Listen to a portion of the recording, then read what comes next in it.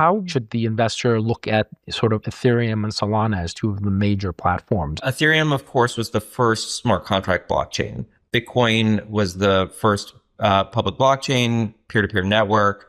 Vitalik Buterin and the co-founders of Ethereum had a great idea, which was to take and innovate on the blockchain and allow for applications and smart contracts to be built on top of it. And then Tolly and the founders of Solana innovated off of Ethereum and said, hey, wouldn't it be even better if the network performed at internet speed and scale?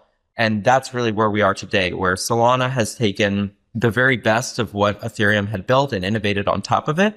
And now the speed and scale of Solana, 400 millisecond finality, less than 1,000th of a penny median transaction fee. And by the way, those numbers are going lower, even as the network continues to scale and increasing throughput with a new validator client being developed called FireDancer that will take theoretical throughput from 65,000 transactions per second to over 1 million. And another key technological development called Alpenglow, which is an update to the Solana consensus mechanism, which will reduce that 400 millisecond finality to around 150 milliseconds.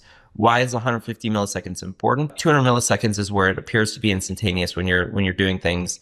And now we're getting to a place where the speed and scale of Solana is as fast or faster than any application you would be using on the regular internet. And that's important because Solana is, of course, a technology built for financial applications.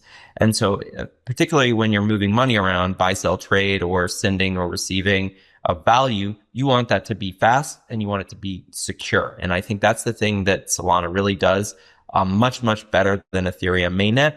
And there's no real path for Ethereum mainnet to compete with Solana on that dimension. And so I think this is why you see Solana being the most used blockchain in the world. In fact, Solana has more daily transactions than all other blockchains combined. And so I think that's a clear example of the market speaking with their feet and using the Solana network. And that's one of the real reasons that it's growing as fast as it is.